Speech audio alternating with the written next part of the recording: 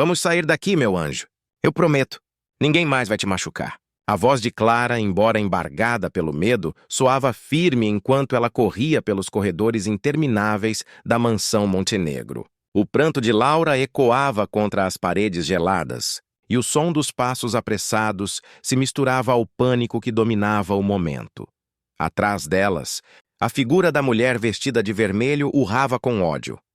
"Volta aqui, sua inútil!" Mas Clara não ousou olhar para trás. Cada lágrima que a garotinha derramava era a força que guiava suas pernas e o motivo pelo qual ela não podia desistir. O que ninguém ali imaginava é que aquela babá humilde, de uniforme azul e mãos trêmulas, carregava um segredo enterrado num passado que a vida tentou apagar. E quando memórias adormecidas retornam, nem riqueza nem influência são capazes de impedir o que está prestes a vir à tona. Antes que eu te conte tudo, me responde uma coisa. De onde você está assistindo essa história agora? Que horas são aí na sua cidade? Eu amo saber até onde nossas histórias verdadeiras chegam. E já deixa o like, se inscreve e ativa o sininho. Aqui sempre tem história real que toca fundo no coração. Respira fundo, porque o que vem agora vai te deixar arrepiado. Os pesados cortinados burgundy deixavam passar apenas riscas tímidas de luz que mal tocavam o mármore gelado.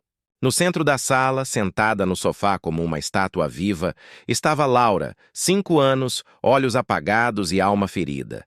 Depois do acidente que tirou sua mãe e uma de suas pernas, a vontade de continuar parecia ter desaparecido também. Seu pai, César Montenegro, empresário elegante, sempre tentando posar de forte, mas por dentro, ele era puro caco quebrado. Ao lado dele, a noiva perfeita de revista, Verônica, linda, fria, calculista. Seu olhar jamais pousava em Laura com afeto verdadeiro. Essa menina precisa é de regras, não de pena, decretava ela como se tristeza fosse capricho de quem sofre demais. Mas quando a noite chegava, Laura se recolhia ao quarto, abraçava a caixinha de música quebrada, último presente da mãe, e tentava ouvir o amor que ainda restava, até que o destino bateu à porta. "Vim para o trabalho de babá, senhor Montenegro", anunciou Clara, segurando firme uma pasta simples com seus documentos. César mal levantou o olhar. "Faça o seu trabalho e não se envolva com assuntos da família." Mas Laura, pela primeira vez em meses, ergueu os olhos para alguém. Só um segundo, um gesto quase invisível. Mas Clara entendeu tudo. No segundo dia, ao limpar a caixinha quebrada, Clara começou a cantar. E a melodia era exatamente a que a mãe de Laura colocava em fitas antigas. A pequena ficou paralisada. "Como você conhece essa música?" Clara engoliu em seco e respondeu com voz baixa. "Porque alguém muito especial me ensinou quando eu era criança." Naquele momento, uma ponte foi construída entre elas, e Verônica percebeu. Observando pela porta entreaberta, ela murmurou: "Essa mulher está ultrapassando os limites."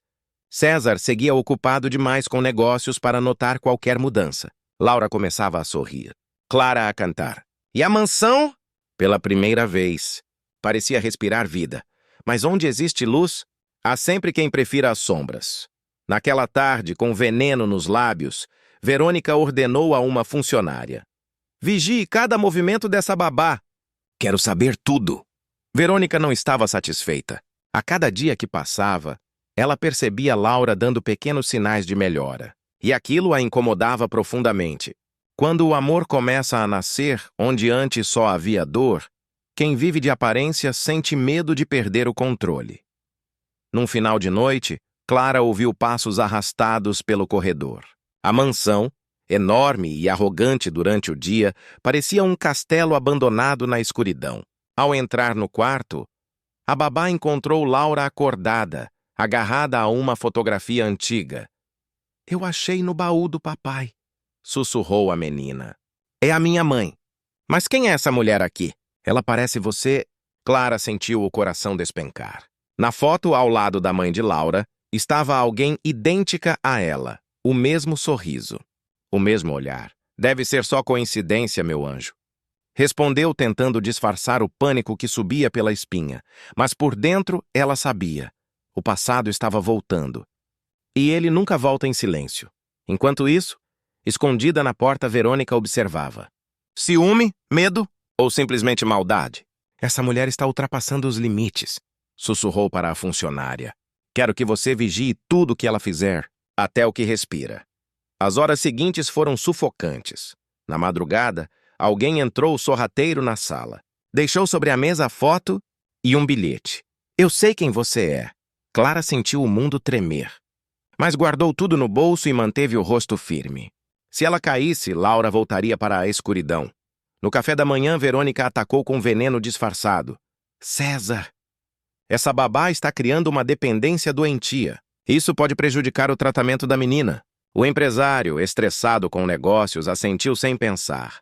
Então veio o golpe final. Um suposto especialista infantil chegou ali mesmo, com um jaleco impecável e palavras ensaiadas. A Clínica Santa Alphonse está pronta para receber Laura. Será apenas um período, sem visitas. Total isolamento para reestabilizar o emocional. Clara quase perdeu o ar, mas manteve a voz firme. Ela está melhorando através do carinho, da música, da convivência. O falso médico a ignorou, anotando algo como parte de uma farsa. Era um plano perfeito. Roteiro montado por quem conhece a maldade muito bem. Verônica sorriu, como quem acredita já ter vencido. Mas Clara segurou a mão de Laura por baixo da mesa e pensou. Se tentarem tirar você de mim, eu destruo cada verdade suja dessa casa. A guerra estava declarada. E a verdade logo bateria à porta, como uma bomba prestes a explodir. O termo risco saiu da boca do médico como uma lâmina, cortando o ar e gelando a sala. Laura, ouvindo da porta apenas 100 visitas, empalideceu inteira. Eu não quero ir, sussurrou, agarrando o tecido do vestido como se fosse proteção. Clara se ajoelhou, respirou no mesmo ritmo da menina e começou a cantar. A melodia encontrou os medos dela e foi empurrando cada um para trás, devagar, como quem abre espaço para a esperança. César hesitou, preso entre o protocolo e o som estranho da cura. Verônica pressionou o braço dele e soprou venenosa. Se você não agir agora, vai perder tudo. O médico já estava com os papéis preparados, urgência estampada. É para o bem da criança, repetiam como quem tenta blindar a própria culpa. O tempo apertava, esmagando decisões e sentimentos. Clara então pediu 24 horas e encarou o milionário sem recuar. Se Laura não conseguir dar um passo de fé, eu mesma vou com ela. A coragem dela feriu quem apenas vestia poder. Verônica soltou um sorriso mínimo, já arquitetando o próximo golpe. O segundo ato estava pronto. Transformar amor em delito. Naquela tarde, a mansão virou palco de coincidências planejadas. Um brinco de esmeralda surgiu no carrinho da limpeza. Uma pulseira de luxo apareceu sob o travesseiro de Laura. Uma câmera barata estava virada para o escritório. Roubo e manipulação, proclamou Verônica fingindo choque. Eu jamais mexeria no que não é meu, respondeu Clara, firme como aço. O segurança revirou móveis, anotou coisas e ligou para a polícia. O médico voltou apontando diagnósticos inventados. Quadro psicológico instável, influência negativa da cuidadora, decretou. Laura gritou, derrubando as muletas como sinos no chão. Não tomem a minha babá! César andava em círculos, sufocado. Se for mentira, eu nunca vou me perdoar, murmurou. Se você não decidir, a mídia te destrói, envenenou Verônica. Clara, com uma serenidade que doía, pediu para ver as gravações. Quem é inocente não teme a verdade. Negaram protocolo, propriedade privada, ausência de vergonha. Mas a casa também tinha ouvidos que nunca dormiam. A caixinha de música, consertada dias antes, guardava agora um microgravador. Ele captou mais do que canções. Captou crimes. Às 22 horas, coloquem o brinco no carrinho. Depois chamamos clínica e polícia. Tudo junto. Clara fechou o punho, sentindo a esperança finalmente respirar. Decidiu que a verdade seria exibida como espetáculo. O céu escureceu cedo, anunciando tempestade. Laura teve crise ao ouvir palavras como ambulância e isolamento. Clara a ergueu no colo e cantou firme. âncora em mar agitado. As sirenes chegaram pontuais como sentença. O médico abriu caminho, papéis erguidos. Ela roubou minhas joias, acusou Verônica, apontando para Clara. O segurança retirou um colar do avental da cuidadora. Outro objeto plantado. A confiança de César cambaleou e caiu. Levem as duas, ordenou o médico satisfeito. Uma para a internação, a outra para depor. Clara ergueu o rosto e pediu apenas 1 minuto. Um só. Abriu a caixa de música e apertou o botão secreto. As vozes vazaram pela sala. Plantem o brinco. Chamem a clínica. Façam parecer dela. A vergonha tomou conta. César virou-se para Verônica e o verniz de perfeição rachou. Explique. Mas quem vive de mentira não tem explicação. O médico recuou sem falas. Laura segurou a mão de Clara com a força de quem escolhe a luz. A mansão ficou muda, como se prendesse o ar para assistir ao fim do ato. Outra sirene soou, dessa vez da própria verdade, mas o jogo apenas mudou de tabuleiro. Longe dali, alguém ainda movia peças perigosas, e a próxima jogada colocaria pai, filha e cuidadora no mesmo abismo. A noite desceu como um véu de julgamento sobre a mansão Montenegro, e cada olhar parecia uma lâmina prestes a cair. Verônica foi retirada da sala, ainda tentando justificar o injustificável. Enquanto isso, César andava de um lado para o outro, repetindo mentalmente o que ouvira. Plantem o brinco, acionem a clínica. Cada palavra soava como uma admissão de culpa. Um pedaço da farsa que sustentava aquele castelo de aparências. Clara, exausta, continuava sentada com Laura adormecida em seu colo, tentando acalmar a garotinha depois de tantas horas de terror. Eu devia ter percebido antes, murmurou César, com o rosto marcado de arrependimento. Às vezes a verdade usa o sorriso errado, respondeu a babá, encarando o chão. Lá fora, as luzes das viaturas piscavam como memórias do inferno que quase se repetiu. Isso não terminou, sussurrou uma funcionária. Quem mexe com cobra precisa lembrar que ela tem ninho. Clara entendeu o recado. Verônica não lutaria sozinha. Manhã seguinte, o silêncio parecia a pausa entre dois desastres. César tentava remendar o orgulho destruído, enquanto cuidava do estrago na própria imagem. Os jornais já noticiavam o escândalo, manchetes generosas para a mentira. E quase nada para a verdade. Babá impede sequestro emocional de filha de milionário, dizia um portal. Outro chamava Clara de impostora. A mulher de azul se mantinha firme, mas os olhos denunciavam o peso de seu passado. Laura, agora mais calma, queria respostas. Por que queriam me levar? Por que dizem que você é má? Clara engoliu a dor. Porque muita gente não entende quando o amor aparece no lugar que eles não esperam. À tarde, ao abrir a janela, viu jardineiros limpando o quintal. Entre cinzas de um canteiro antigo, algo brilhava. Um medalhão com o nome Helena Montenegro. O frio percorreu sua coluna, e de repente ela voltou a ser uma garotinha escondida debaixo de uma mesa, ouvindo gritos, madeira se partindo, fogo consumindo tudo. Helena, corre! E depois? Nada. Agora, o passado ressurgia como sentença. Clara caiu de joelhos. Não! Isso não pode estar acontecendo! Naquela mesma noite, desceu ao escritório e vasculhou arquivos abandonados. Entre papéis antigos, encontrou uma certidão de nascimento. Helena Montenegro. Desaparecida aos 10 anos em incêndio familiar. As lágrimas vieram sem pedir licença. Clara não era apenas uma funcionária tentando sobreviver. Ela era a herdeira perdida daquela família. Dia seguinte, César a encontrou ainda no escritório, segurando o medalhão. Onde conseguiu isso? Sua voz já desconfiada. No jardim. E junto dele a verdade que você sempre ignorou. Do que está falando? Ela respirou fundo. Eu sou Helena. O empresário cambaleou. Helena morreu. Não, César. Helena escapou e voltou para proteger o que sobrou da sua família. Laura, na escada, ouviu tudo agarrada ao corrimão. Mas quando César se aprofundou nos documentos, descobriu algo pior. A tragédia que matou sua esposa não foi acidente, e o culpado ainda vivia naquela mansão.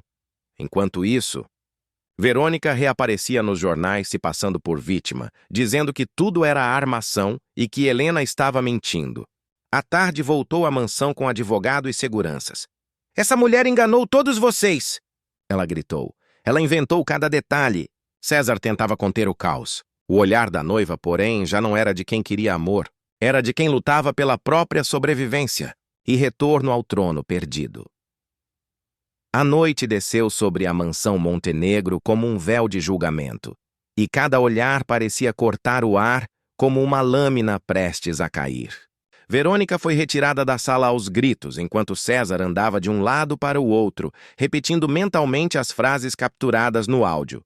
"Coloquem o brinco. Chamem a clínica." Cada palavra era um estilhaço da mentira que sustentava aquela vida de fachada. Helena permaneceu sentada, exausta, mantendo Laura acolhida nos braços. A pequena, enfim, dormia após horas de pavor.